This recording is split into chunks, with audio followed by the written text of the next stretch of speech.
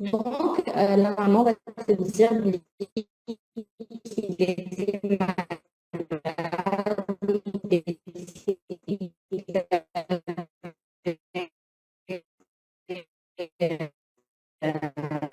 donc de la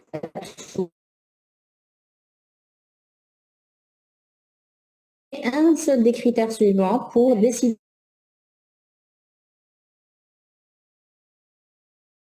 de 6 mois, donc il n'arrive plus à prendre ses vibrants en totalité ou à s'alimenter. On Recording in s'installe une détresse progress. respiratoire avec une désaturation ou alors à une atteinte neurologique qui s'installe rapidement. Donc ça, c'est un critère d'hospitalisation, bien sûr, ou à considérer aux considérations liées à l'administration du traitement. Par exemple, un enfant qui doit être réhydraté, bien sûr qu'on va l'hospitaliser, ou alors qui n'arrive pas à s'alimenter pour mettre juste une ration de base. Donc, savoir rassurer les parents, mais être toujours vigilant et rester à leur écoute. Une maman inquiète, il faut toujours prendre ça en considération quand même.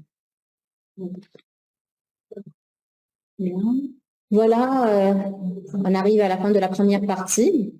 Et ma collègue Dr. Gazaza va continuer par la grippe, donc diagnostic virologique, traitement et prévention. On va d'abord voir s'il n'y a pas des questions par rapport à la première partie.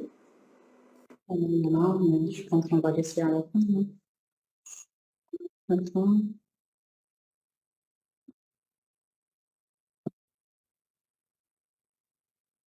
Si vous êtes toujours concentré, on peut commencer la deuxième partie si vous n'avez pas de questions.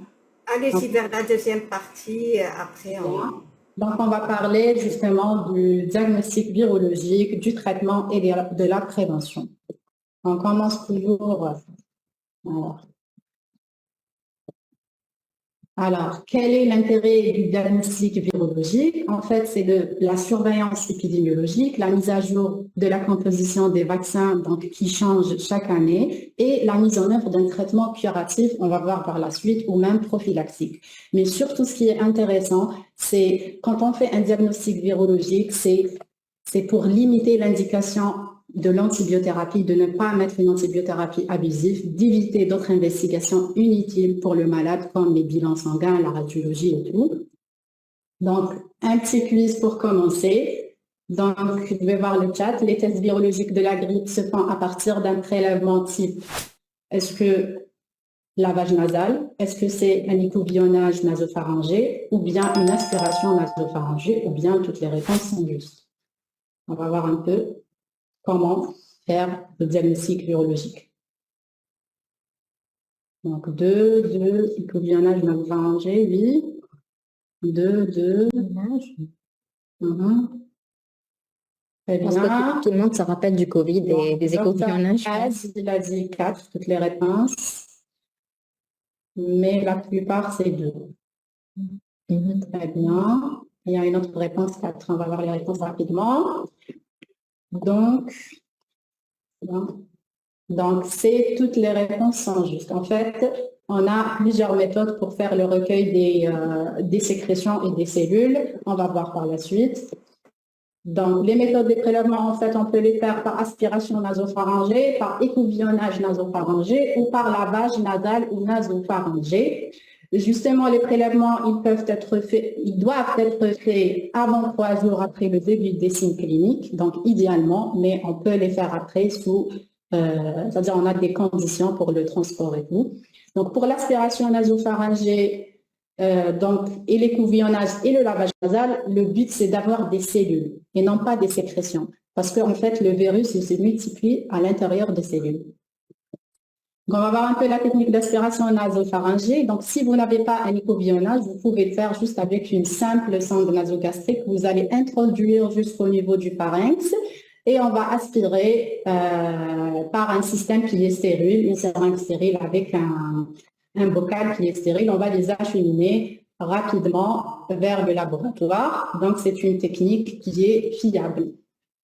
L'écouvillonnage, vous avez tous répondu écouvillonnage parce qu'il devient célèbre depuis le Covid-19. Donc, voilà, pour l'écouvillonnage, donc on doit le faire juste au niveau des cornets inférieurs et non pas moyen ou supérieur. Donc, la technique, c'est que le malade il doit être en position assise, la tête un peu incliné vers l'arrière et on va insérer des coubillons qui est souple, donc à partir d'une narine vers l'arrière et en bas et pas vers le haut. Donc là, jusqu'à sentir une résistance à la moitié de la distance entre la narine et l'oreille. Donc là, on va faire tourner délicatement les coubillons, justement, c'est pour frotter et avoir des cellules, non pas uniquement des sécrétions, et retirer lentement et doucement les coubillons pour ne pas toucher les parois narinaires et on va les mettre dans le tube. Le lavage nasal, il est intéressant, c'est comme le lavage nasal que vous faites chez les nourrissons pour la désobstruction nasale. Juste, on va recueillir les sécrétions nasales sur un bocal qui est stérile ou sur un stérile. C'est intéressant dans des régions où vous n'avez pas des moyens, vous n'avez pas les coubillonnages, vous n'avez pas le matériel pour faire une bonne aspiration nasopharyngée. Donc, ça reste quand même une solution facile de réalisation et qui est moins invasive. Donc, par contre, il y a quand même des limites. On risque de faire une contamination. Le prélèvement risque d'être contaminé si il est fait, si la procédure elle est mal faite. On risque d'avoir des faux négatifs si le prélèvement n'est pas collecté correctement. Sinon, ça reste une bonne alternative si on n'a pas les moyens pour faire les prélèvements avec un coubillonnage ou une aspiration. Donc, les conditions de transport, ils doivent être donc le prélèvement acheminé dans un triple emballage, donc un emballage primaire de l'échantillon, c'est le tube, et l'emballage secondaire dans un sac étanche hermétique ou bien même une boîte en plastique, et un emballage externe qui est la glacière bien fermée. Donc, le transport doit être immédiat au laboratoire dans les 4 heures si la température, donc si on est dans une température ambiante. Sinon, si le transport doit être différé dans la majorité des cas, donc il doit être conservé à 4 degrés si le prélèvement a été fait avant les 3 jours, c'est-à-dire les 3 premiers jours de la maladie. Si le prélèvement il a été fait après les 3 jours de la maladie, donc il doit être conservé à moins 20 degrés pour la PCR. Donc voilà, donc le diagnostic direct, on va le faire comment? Soit c'est des tests antigéniques pour le virus influenzé A et B et ça existe chez nous dans les hôpitaux et on peut les avoir même dans les officines. C'est un test rapide, le résultat en 15 minutes. Par contre, la sensibilité, elle est un peu diminuée. Du coup, un test rapide négatif n'élimine pas le diagnostic. Et il faut savoir qu'il existe plusieurs marques disponibles sur le marché. Il faut bien choisir la marque du test antigénique que vous allez faire. Donc, on a la technique de choix qui est la PCR. Elle est intéressante parce qu'on a la possibilité de faire une PCR multiplex. Donc, on va avoir plusieurs souches de grippe. C'est une méthode qui est simple, rapide, spécifique et c'est la plus sensible. C'est pour ça qu'on l'utilise. Ça reste le test de référence. Elle renseigne sur la présence des séquences virales, c'est-à-dire on va avoir des fragments d'ARN ou d'ADN du virus, mais pas sur la réplication virale, quoique on peut suivre la cinétique de la charge virale et déduire la réplication virale. Par contre, ce qui nous renseigne mieux sur la réplication virale, c'est l'identification du virus avec la mise en culture qui est une technique coûteuse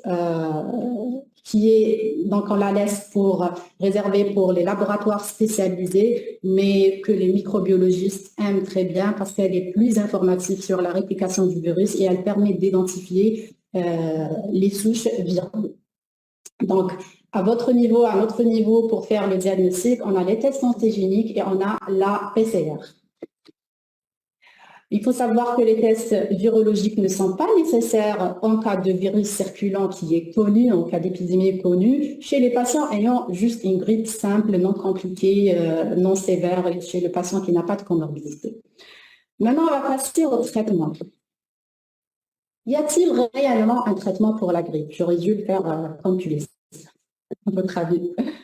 Donc, allez, on passe à un quiz, un petit cas clinique. Un S âgé de 2 ans, sans antécédent, présente au décours d'un épisode grippal simple, donc il fait une grippe simple, une toux sèche, irritante, qu'on voit souvent dans la grippe. Les parents vous demandent un traitement efficace contre la toux, vous préconisez un antitussif, un antihistaminique, du miel, aucun de ces traitements. On va voir les réponses. Vous êtes là? C'est la réponse de la Donc, question. pH morsure 3, du miel, 4 aucun, Kérou, 4 aucun, 2 et 3 antihistaminiques et miel, 4, je vois beaucoup de 4, 3. Sincèrement, est-ce que en recevant un enfant, la maman elle insiste pour un traitement, est-ce que vous pouvez libérer le malade sans rien lui proposer? Exactement. Les parents, ils sont inquiets, ils veulent à tout Il prix un insiste pour une traitement. ordonnance en général. Donc, vous donnez. Ne me dites pas que vous n'avez rien donné. Donc, le 2, un antihistaminique. Donc, les antihistaminiques reviennent beaucoup. Donc là, on est vraiment dispersé. Il n'y a pas une unanimité, donc on va voir la réponse. Eh bien, la réponse, c'est du miel. Vous allez voir pourquoi.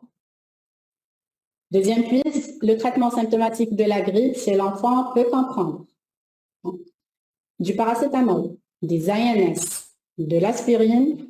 Toutes les réponses sont justes. Allez.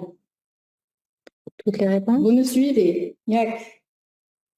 Paracétamol, docteur Kahlouch, oui, docteur Tuil, Mradi. 1, paracétamol. Très bien. 4, toutes les réponses sont justes.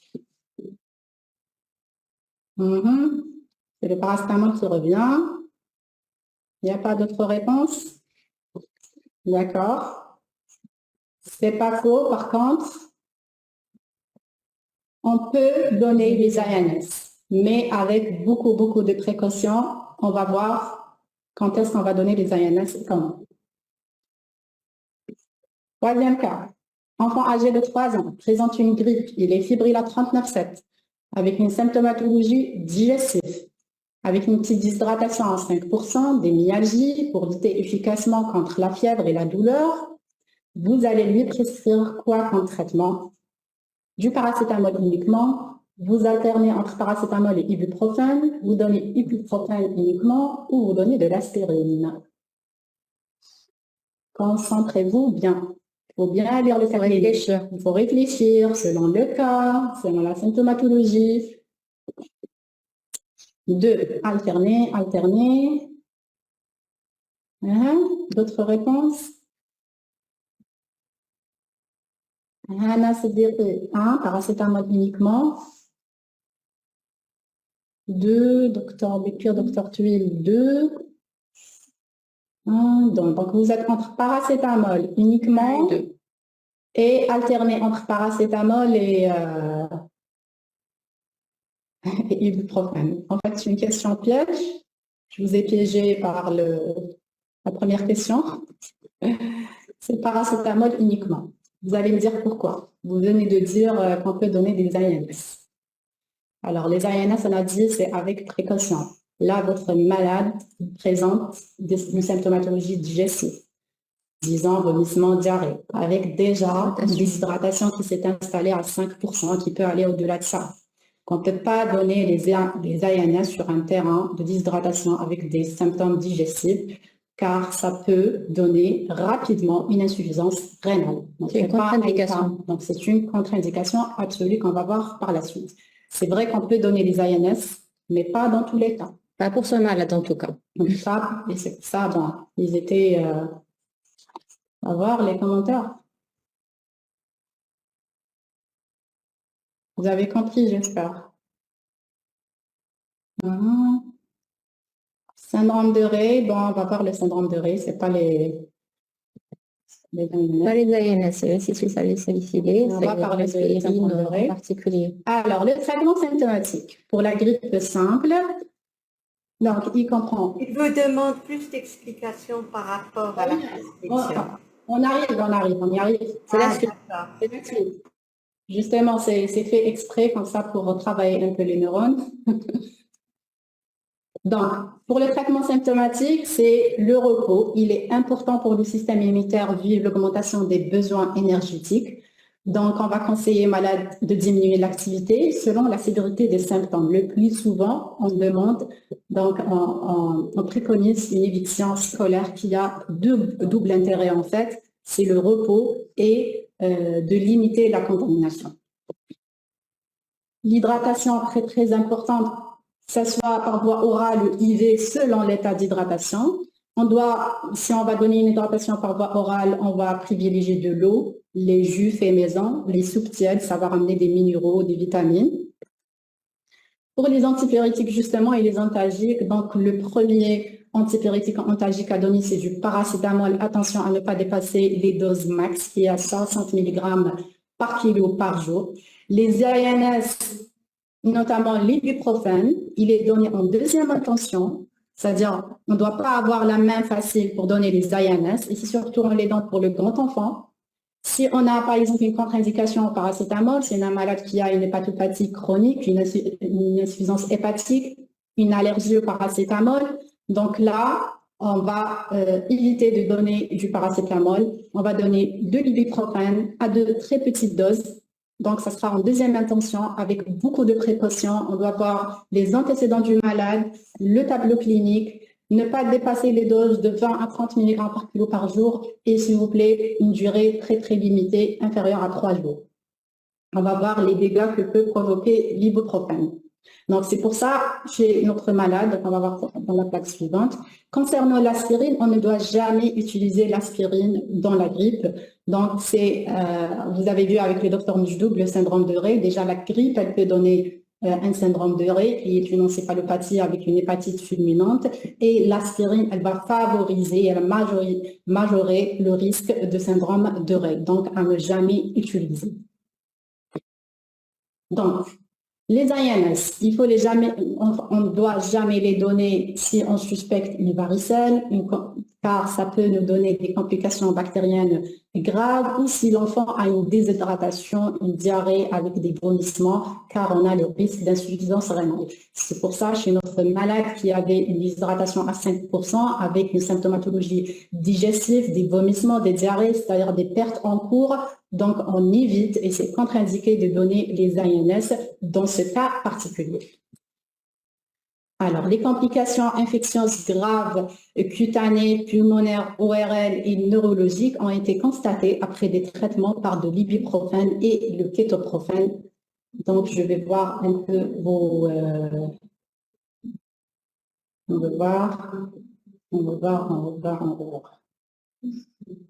J'espère que vous êtes convaincus. On ne voit pas beaucoup de réactivité sur le chat. Ils vous disent que les complications, quelles sont les complications? J'ai vu quelque chose. Donc, on a mis les complications là les plus importantes. Non, ils vous ont parlé des complications. Par quel mécanisme d'insuffisance rénale? Et quelle est la place des corticoïdes dans ces cas? Il n'y a pas de place des corticoïdes, on n'a pas parlé de corticoïdes. Voilà, vraiment, il n'y a pas de place des corticoïdes, uniquement peut-être dans certains cas des malades asthmatiques, mais il n'y a pas de place des corticoïdes en fait. Et vous parlez de mécanismes d'insuffisance rénale? Les anti-inflammatoires, ils ont une élimination rénale, ils sont incriminés dans la jeunesse de l'insuffisance rénale chez l'enfant, donc ils sont d'élimination rénale. Donc il y a une interférence avec le métabolisme au niveau rénal. C'est très connu, c'est comme un produit de contrat, c'est comme... On ne vous suit pas? Qu'est-ce qu'ils ont écrit? On vous suit. Ils suivent. Ils sont calmes, sages, mais ils suivent. D'accord. On passe. Alors, il y a en fait des traitements spécifiques pour la grippe. Il n'y a pas que des traitements symptomatiques, il y a des traitements antiviraux. Donc, les inhibiteurs de la neuraminidase et les inhibiteurs de la protéine M2. Donc, les plus célèbres, c'est les inhibiteurs de la neuraminidase, notamment le Tamiflu, l'Oslamivir. Donc, le Tamiflu, qu'est-ce qu'il va faire? Ils vont venir là, au niveau de la neuraminidase, ils vont la bloquer. C'est une enzyme de la surface des virus, donc qui est impliquée dans la libération des virus nouvellement répliqués. Donc, on va bloquer la libération des nouveaux virus. Donc, ils existent sous forme de sirop pour l'enfant, sous forme de gélules de 30 mg, de 45 mg, de 75 mg. Il faut savoir qu'il existe même des génériques algériens et que ces traitements antiviraux ont déjà été utilisés en Algérie. Les années 2009-2010, on avait la grippe porcine, il y avait l'épidémie de la grippe porcine, on les avait utilisés. Actuellement, ils ne sont pas très commercialisés chez nous, mais ils ont des indications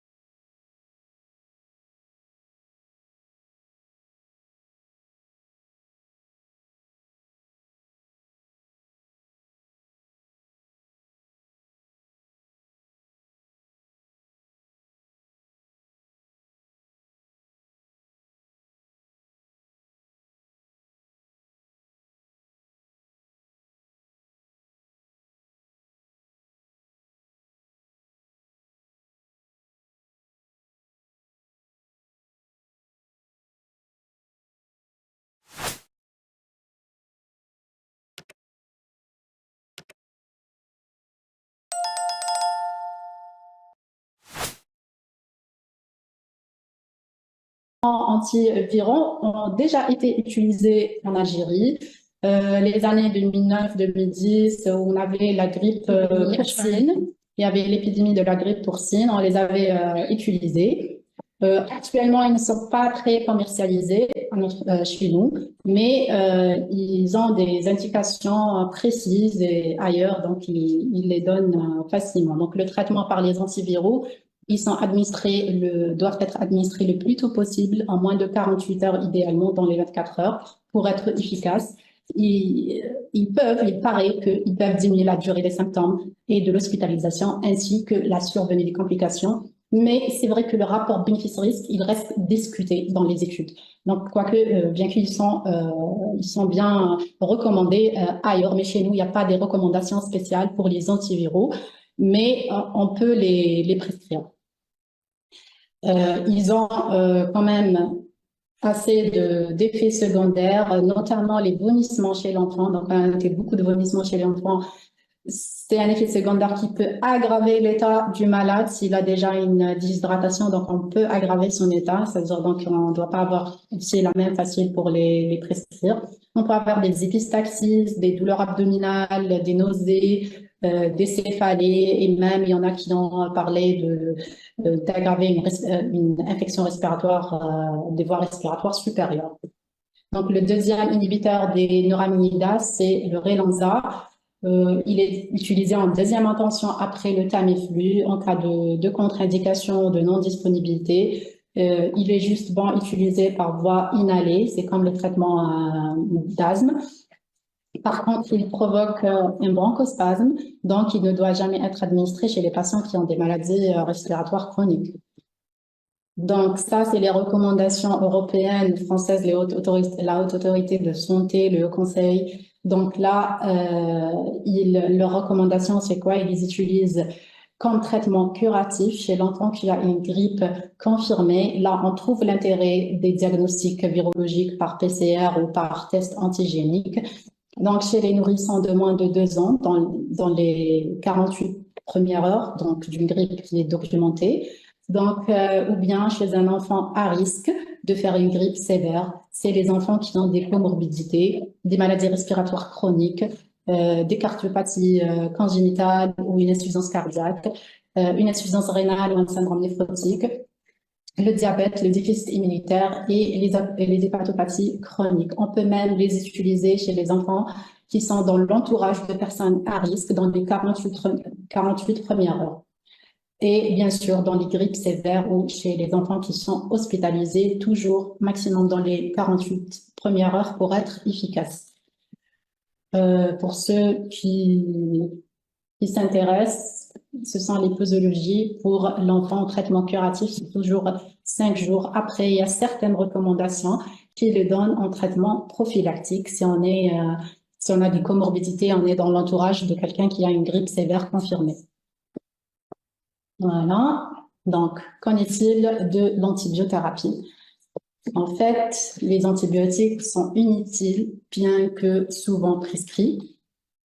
Donc, l'indication vraiment doit être limitée à certains cas. C'est en cas de surinfection bactérienne. Le plus souvent, c'est des otites moyennes aiguës et des pneumonies. Les causes majeures de ces surinfections, le premier incriminé dans les infections, dans les surinfections sur une grippe, c'est le pneumocoque. C'est pour ça, donc dans le cas que vous avez vu tout à l'heure, c'était quel germe, c'était pneumocoque. On a vu, c'est des statistiques, c'est le pneumocoque, c'est celui qui est le premier incriminé dans les surinfections.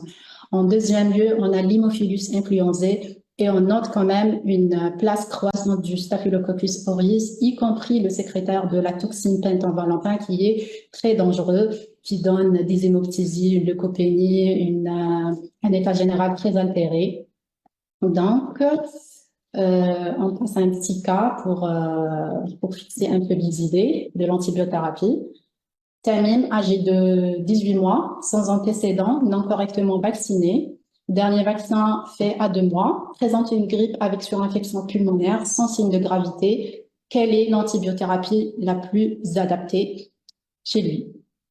Soit amoxicilline avec acide clavulanique, azithromycine, cefixime. Il faut bien voir l'âge, le terrain, voir les réponses. Mhm.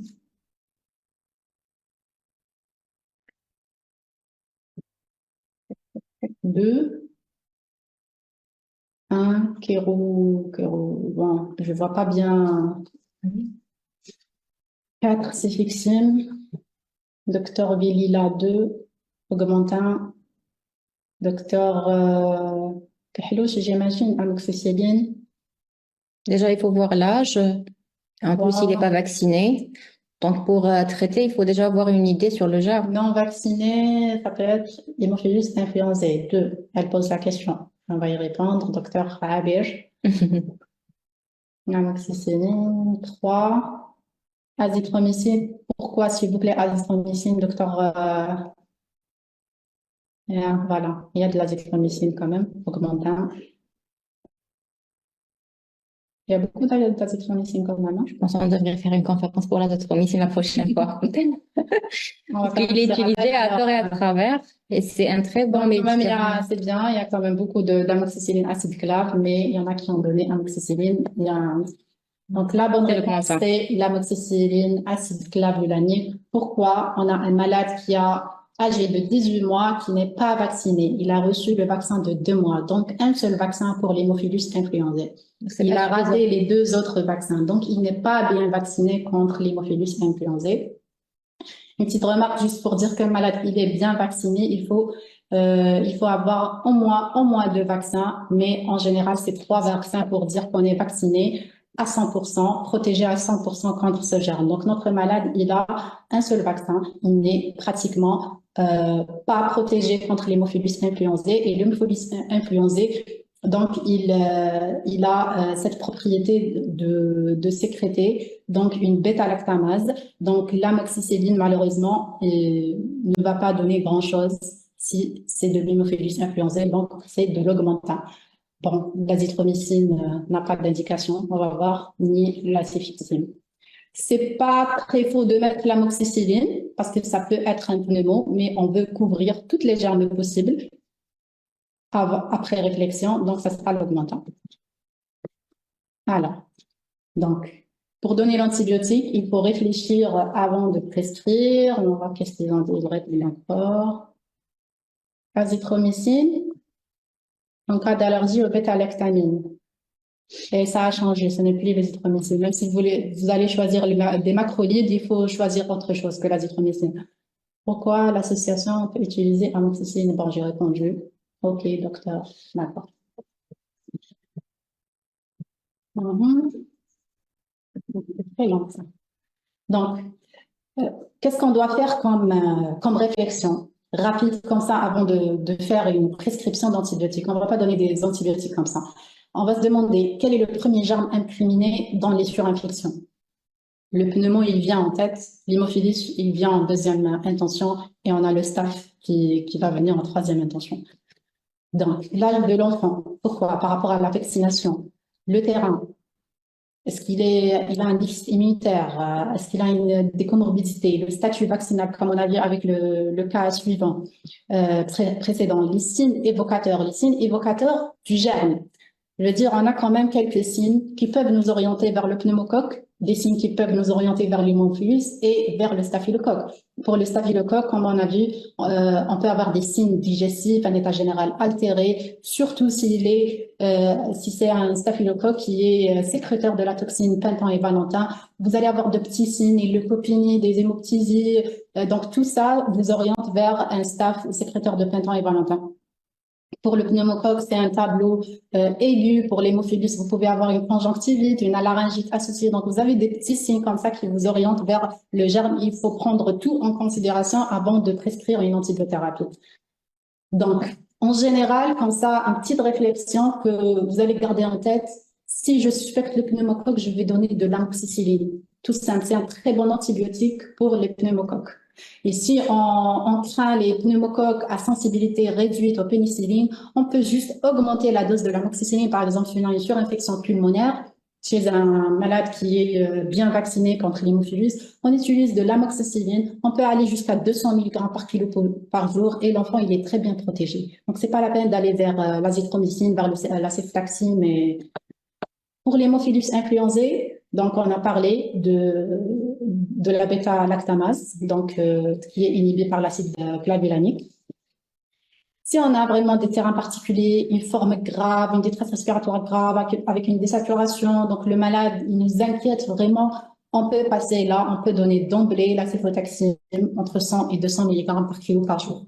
Donc là, si vous gardez déjà ça, vous voyez que l'azithromycine ne figure même pas dans la première réflexion pour donner les antibiotiques en cas de surinfection de grippe. On va justement dire un mot sur l'azithromycine. Donc, l'azithromycine s'associe justement à un nombre croissant de souches pneumococciques résistantes aux macrolides du fait de sa longue demi-vie. Figurez-vous que l'azithromycine peut persister dans le corps jusqu'à 50 jours. Donc, ne dites pas que j'ai donné de l'azithromycine, c'est rien, c'est 3 jours. Comme si ce n'est pas un antibiotique. Non, c'est un antibiotique qui est fort et qui est le premier responsable de l'augmentation des résistances du pneumocoque.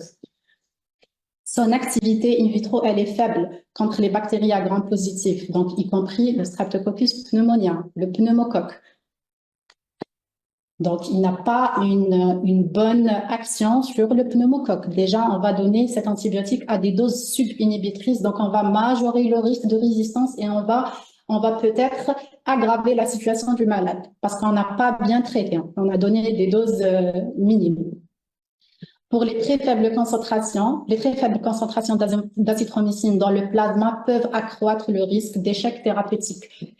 Pourquoi? Parce que l'azithromycine, il a une action intracellulaire, beaucoup plus. Donc, pour tout ce qui est germes qui circulent au niveau du sang, ça va pas faire on va pas bien stériliser les foyers. Donc, conclusion, il faut éviter d'utiliser l'azithromycine pour traiter la pharyngite aiguë, l'otite moyenne aiguë, oui, ou la pneumonie d'origine nosocomiale chez des enfants qui sont quand même en bonne santé. Donc, plutôt, quand est-ce qu'on va donner l'azithromycine?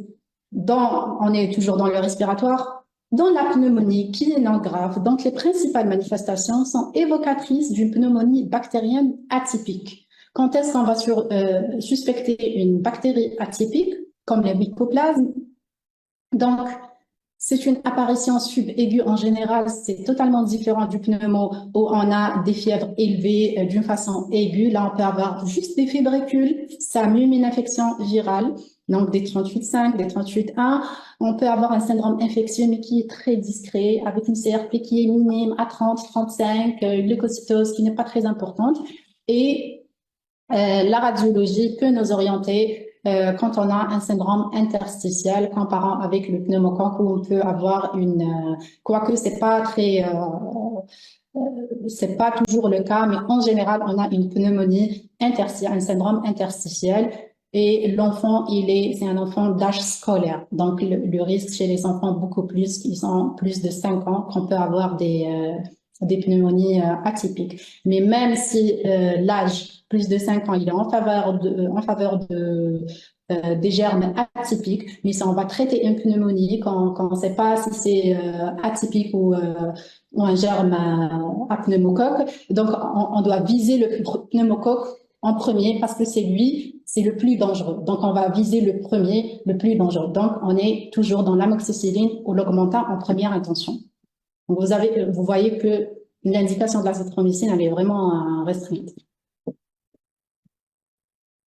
Plaques des antitussiques, des mycolytiques, je pense que vous donnez tous. Donc, les mycolytiques sont contre-indiqués chez l'enfant.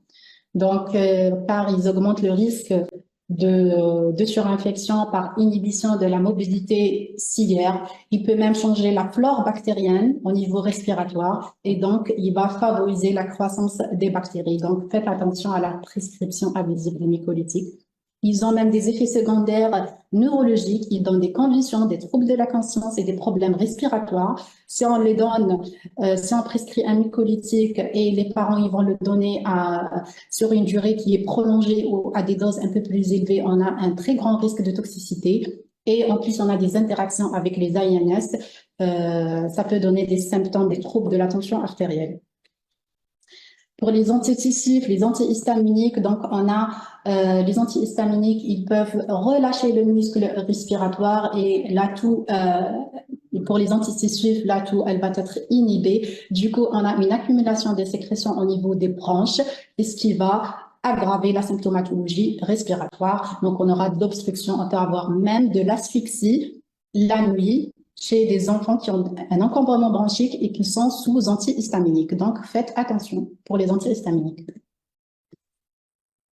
Alors, toutes les études, on a eu une conclusion de toutes les études que chez les enfants de plus de 1 an, le miel est le seul traitement ayant montré une balance bénéfice-risque clairement favorable contre l'atout en cas de rhinopharyngite ou de grippe. Donc, c'est pour ça, la première ou le deuxième puits qu'on avait, l'atout qui était sèche, irritante, qui est une toux typique d'une grippe. Donc, le médicament, la solution qu'on donnait aux parents, c'est le miel. Donc, si vous voulez voir un peu le miel, qu'est-ce qu'il va faire, vous allez voir.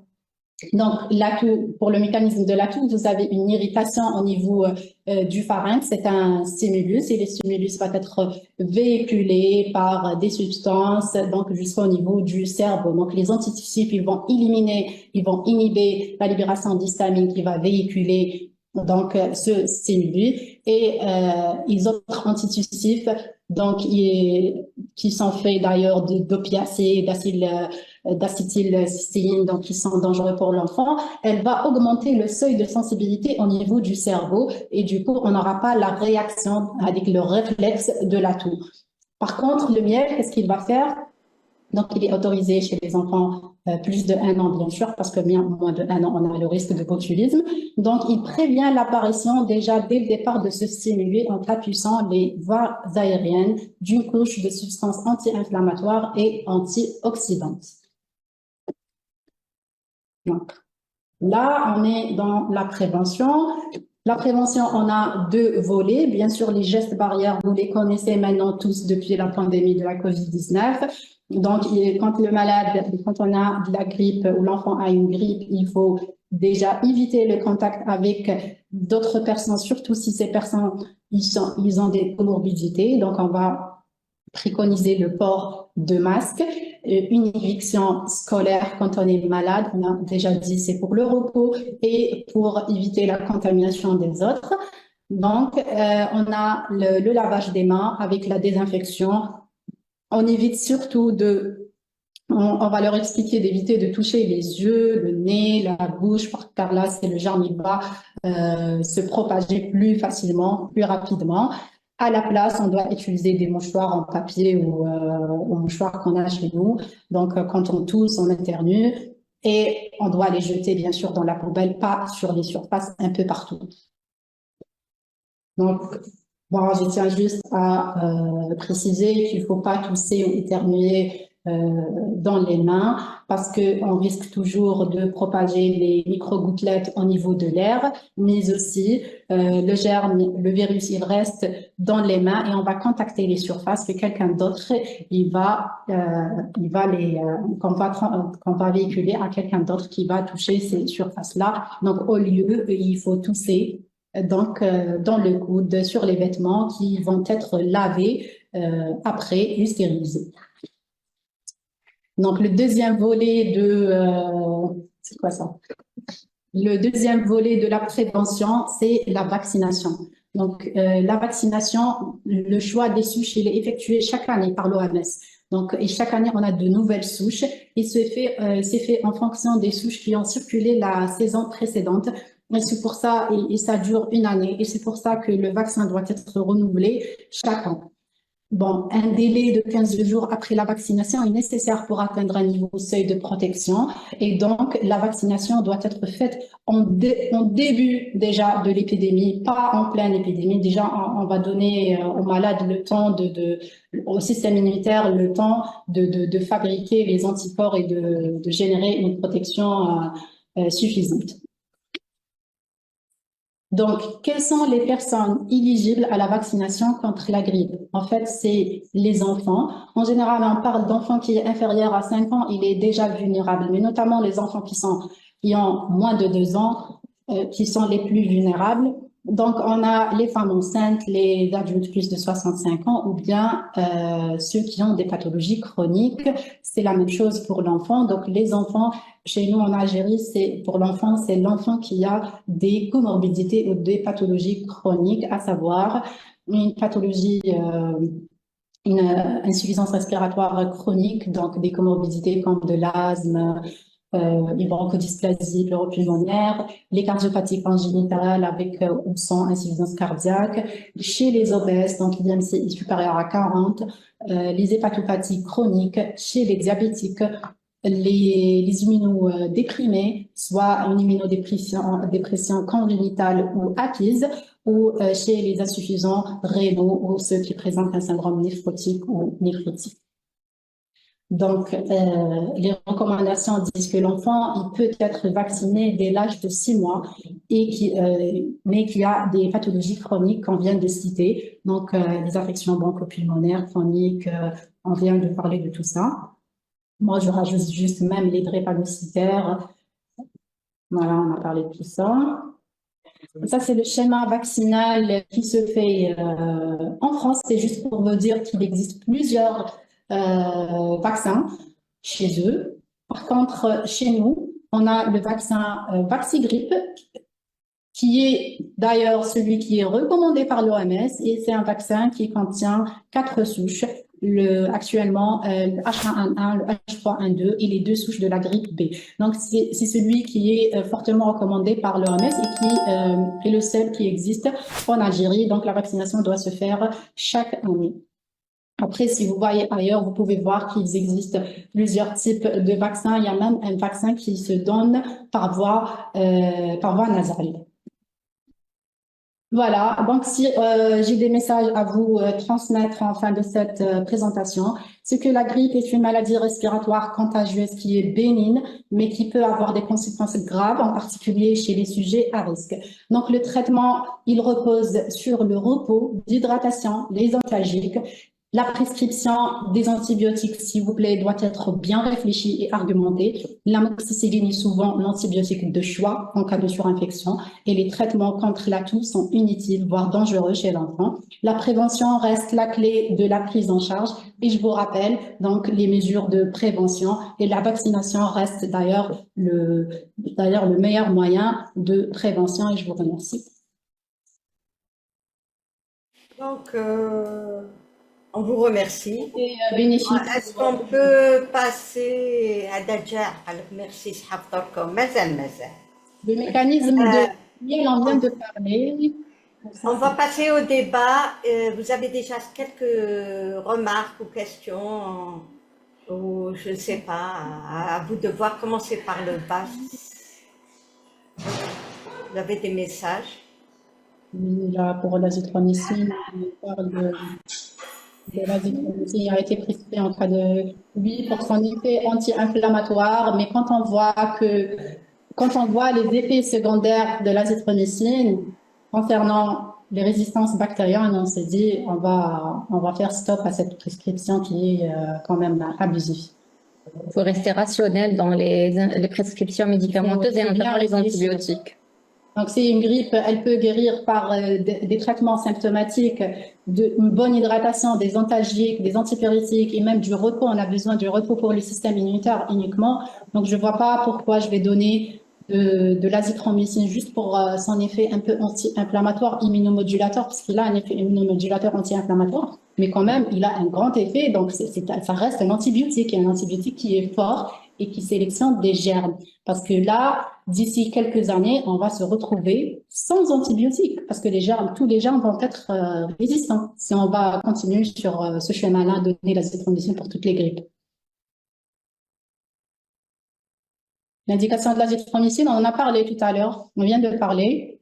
C'est pour les germes, c'est quand on suspecte une infection, une surinfection à germes atypiques. Et on a cité les germes.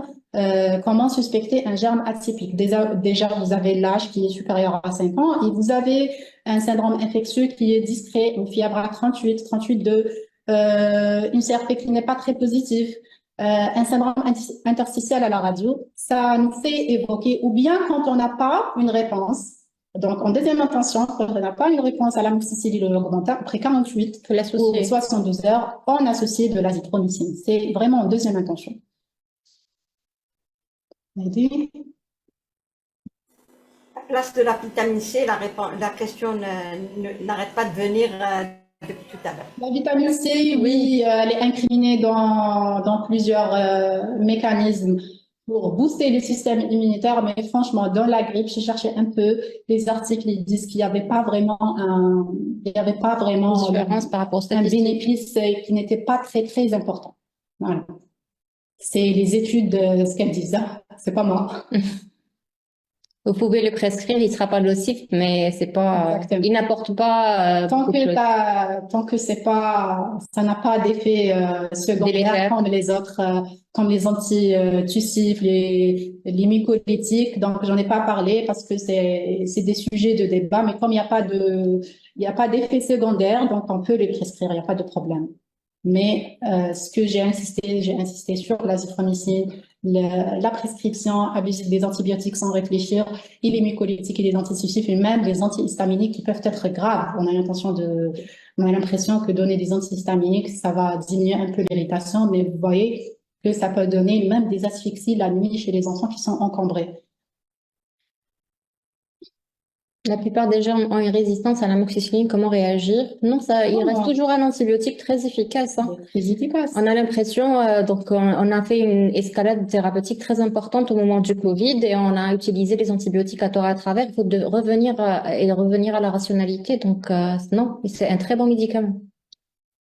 Je vous ai dit, quand vous suspectez une sensibilité réduite du pneumocoque ou pénicilline, on peut toujours donner de l'amoxicilline, mais à une forte dose.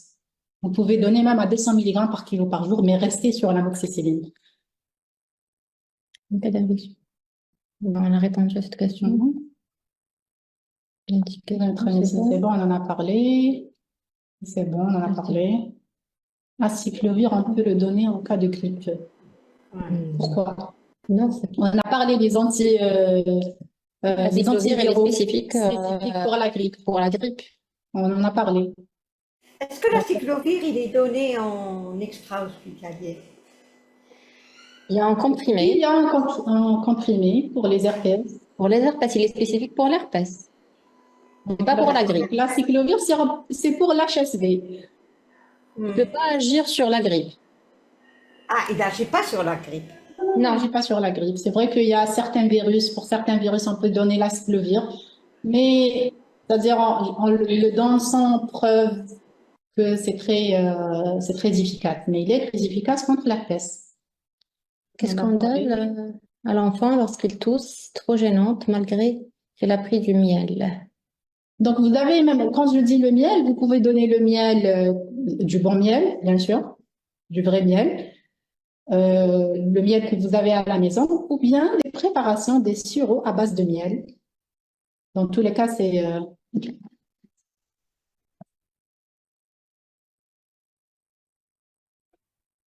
Merci, docteur Kahlo. Je suis désolée de Louane.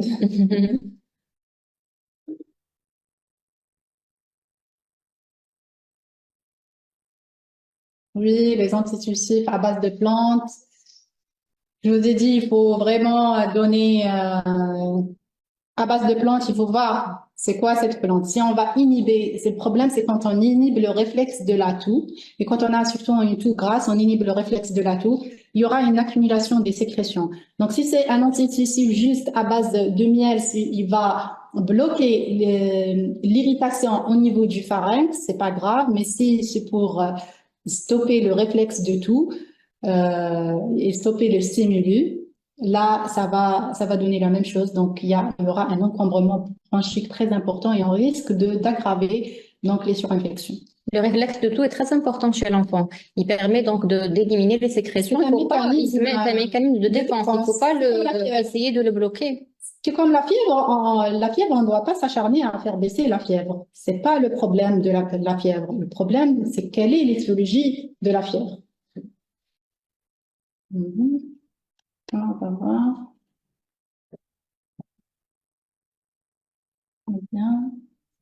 Est-ce qu'on peut avoir les diapos? Faut voir avec Dr. Bouquet. On va voir. Ça vous a intéressé. Pourquoi l'éviction scolaire n'est pas généralisée à tous les cas de grippe, même simple? Je n'ai pas compris.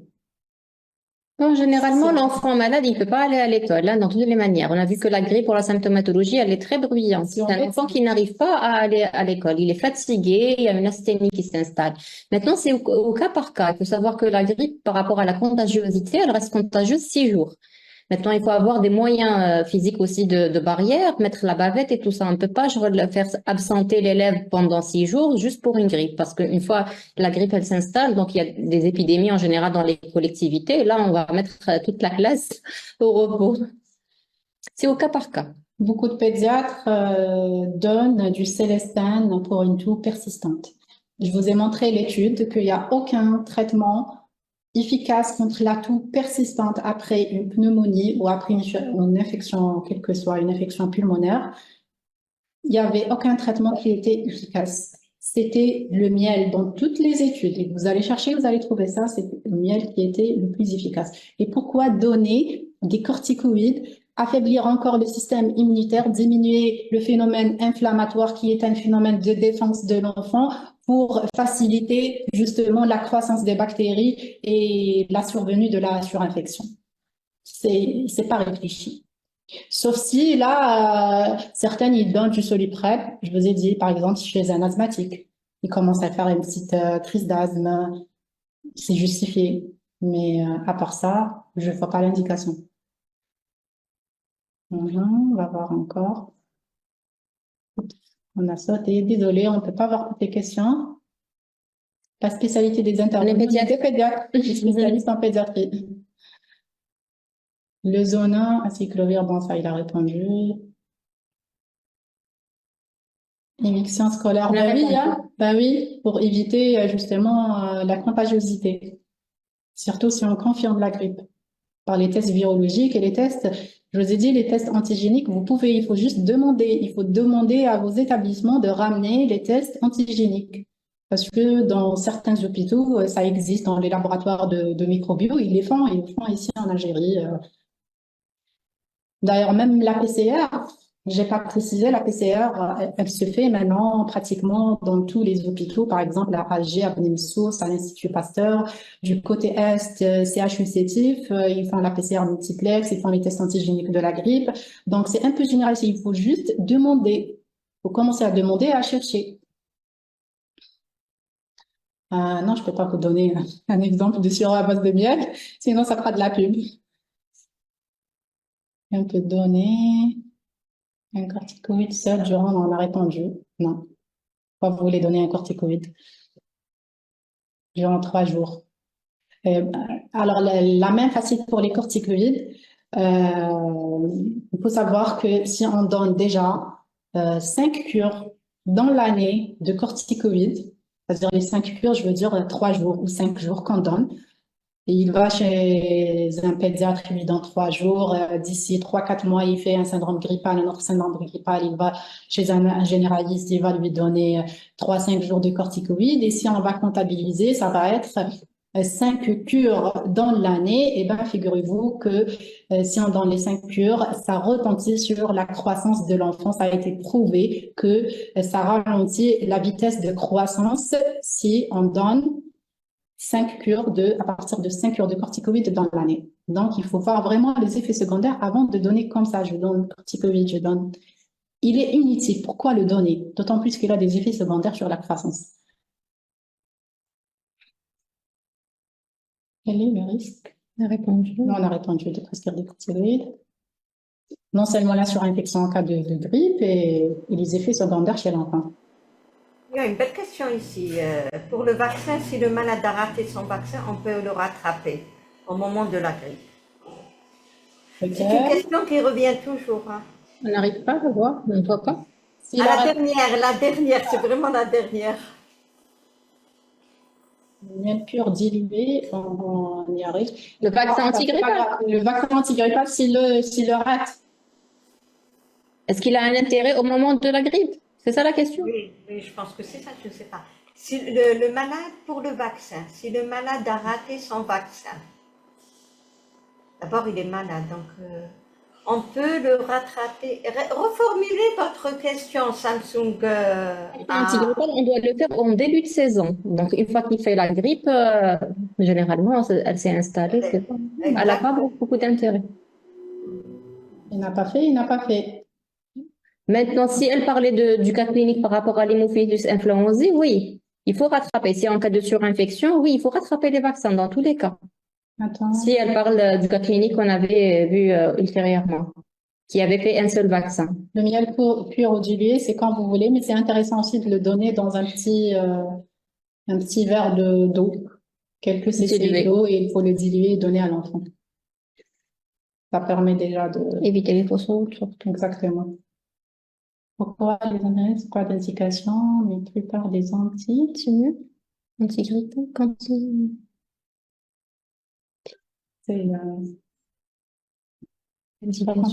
c'est la plupart des antigrippes. On a dit que les antihistaminiques n'ont pas d'indication. Les antihistaminiques sont donnés en cas d'allergie ou d'atopie, c'est tout. Je pense qu'elle parlait des comme Gripex qu'on voit en vente qui contiennent un antihistaminique Ça va de soi, ça va de soi. Elle n'est pas indiquée chez Ça moi. va de soi. Indication d'huile d'olive. Donc là, on rentre dans la phytothérapie. Oui, pour lubrifier un peu l'irritation. Mais parlant scientifiquement, voilà. peut-être qu'on doit chercher encore plus. Il y a un intérêt à ce que... Les articles, ils ont parlé du miel. Hein. Du miel, ils ont testé, c'est le miel.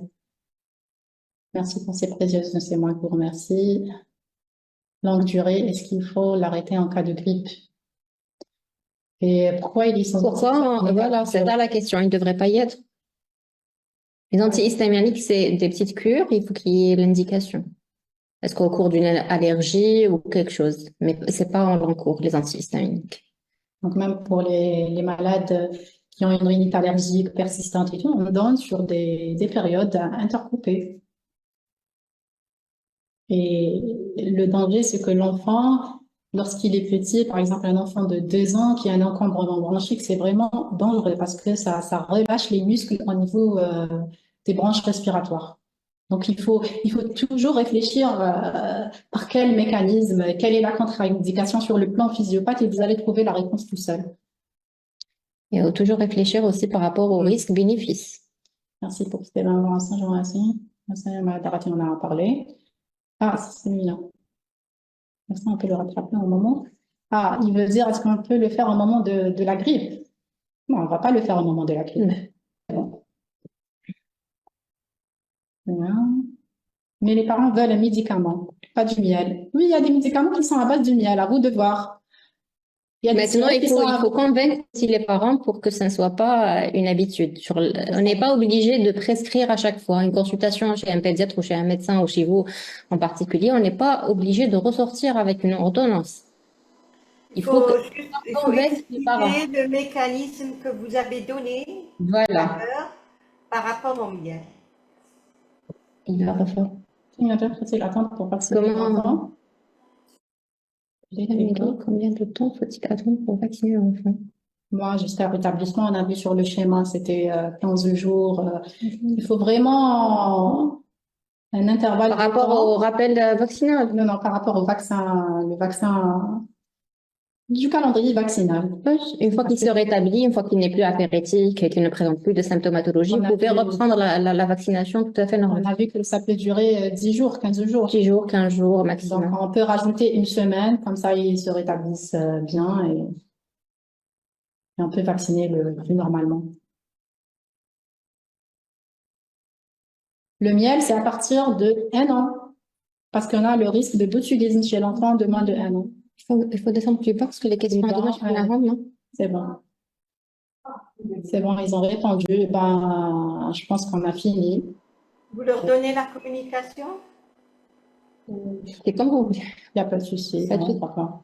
Ouais. Ah, moi, je vous C'était consulte. Hein. intéressant pour vous. On aimerait bien avoir votre retour, hein? Est-ce que c'était intéressant? Est-ce que... Voilà, exactement, c'est à eux de le dire, mais moi, je trouve que c'est certifié. La consultation de tous les jours, des gestes simples. On n'est pas trop rentré dans les complications. Donc, Il y aura peut-être d'autres séances par rapport aux complications, c'est très intéressant. Bon, voilà. comme les encéphalopathies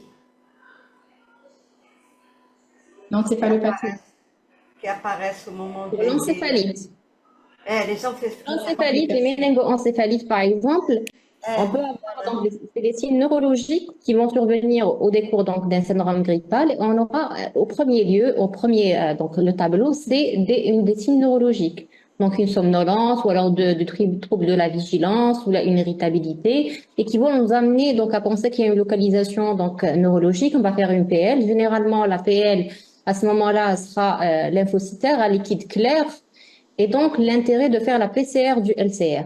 Au niveau de l'imagerie, que ce soit l'IRM, donc on peut avoir des hypodensités ou des hyperdensités, on peut avoir un syndrome donc de l'œdème.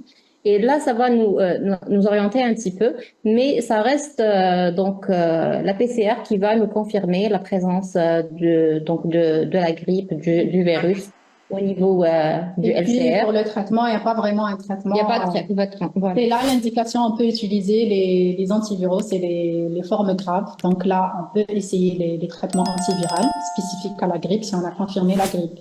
Sinon, il n'y a pas autre chose à faire. Des fois, on est amené à donner même des immunoglobulines pour booster un peu l'immunité. Dans les ADEM post-virales. Et même, vous avez vu l'épidémie du virus West Nile, l'encéphalite à West Nile, il y avait aucun traitement à donner. C'était un traitement symptomatique, même si c'était une encéphalite.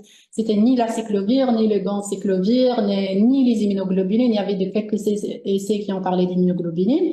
On peut toujours les essayer, mais sans recommandation bien précise. Mais là, dans la grippe, on a quand même des traitements spécifiques, qui est le traitement les inhibiteurs de la neuraminidase. Donc là, ce traitement, il trouve quand même son intérêt dans ce cas-là. Mais après, restant pratique, si vous êtes loin, vous ne pouvez pas faire de PCR, vous n'avez aucune orientation par rapport à est-ce que c'est viral ou c'est bactérien. Je restez clinicien, mettez le paquet parce que c'est déjà grave. Même si vous mettez une antibiothérapie à large spectre, même si vous mettez des immunoglobulines, donc c'est pas grave. Là, vous essayez à tout prix de sauver l'enfant et non, c'est pas grave. Mais au moins, faites une réflexion. Mais faites la réflexion, essayez de faire le prélèvement. Il faut y penser, savoir que la grippe, elle peut donner des tableaux graves. Voilà.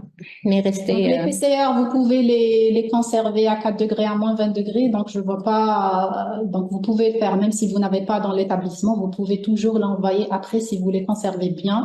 Et je vous ai dit, vous pouvez demander les tests antigéniques. Ils sont disponibles. L'hôpital, il peut les ramener. Et ça va vous permettre un diagnostic rapide. Et vous allez faire rapidement la part des choses entre ce qui est bactérien et viral. Et même peut-être donner un traitement spécifique dans les formes graves. La question, peut-on vacciner l'enfant épileptique qui fait des crises au moindre fièvre? Et quel vaccin? C'est des convulsions fébriles, vous les avez, ça dépend. L'encéphalopathie épileptique, est-ce qu'elle est contrôlée, elle n'est pas contrôlée? Et quel vaccin? En général, on contre-indique dans les encéphalopathies qui sont pas stables, qui sont pas contrôlées, qui font toujours des convulsions. Vous transférez la présentation, vous appelez petit head, c'est comme vous voulez. Vous allez vers les messages en bas, il y a une flèche. Contact pour d'accord. Ok. On va vous contacter pour la présentation. Donc voilà, j'espère que c'était bénéfique pour tout le monde. Là, c'était simple, bénéfique. La simplicité apporte beaucoup. Pourquoi? Parce qu'on ne rentre pas dans... On voulait être très pratique. Déjà c'est la fin de semaine, c'est le Ramadan. Donc, vous avez apporté un souffle léger qui leur a permis de bien suivre, même si c'était simple, c'était riche. Justement, on voulait passer des messages. Des messages beaucoup plus. Voilà, des messages beaucoup plus sans trop s'attarder dans la théorie. On voulait être pratique parce que Exactement. même les difficultés chez les C'est médecins. ce qu'il faut. La consultation d'un enfant reste toujours d'actualité. Il n'y a pas un médecin généraliste qui ne fait pas une consultation. Bien, exactement. Alors, on vous remercie. Donc, on vous remercie de faire le bien, on vous remercie tout le monde d'avoir donc suivi notre présentation aujourd'hui. Merci à vous. Vous avez pu la mettre ou la... On appelle Ibtihal? On appelle Ibtihal? Elle est venue tout à l'heure. On va l'appeler, oui. Vous voulez qu'on l'envoie ici? Dans le chat?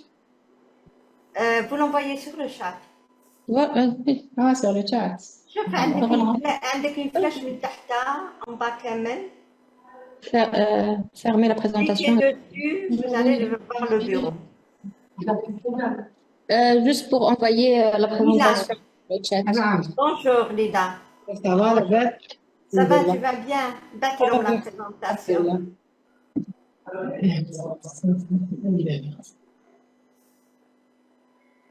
En tout cas, c'était un plaisir de travailler avec vous.